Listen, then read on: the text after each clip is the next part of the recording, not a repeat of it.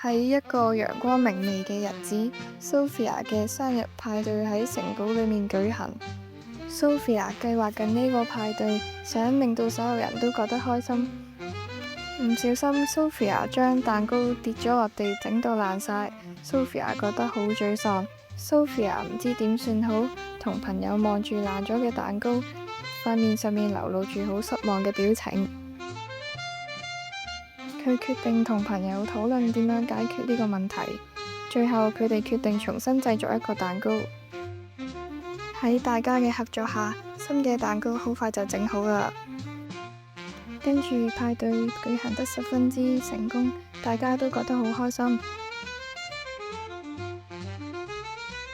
Sophia 注意到一個新嘅同學孤獨咁樣坐喺隔籬，於是佢就主動邀請佢加入。朋友們見到 Sophia 主動邀請人哋一齊玩，佢哋亦都一齊同嗰個被孤立嘅同學一齊玩。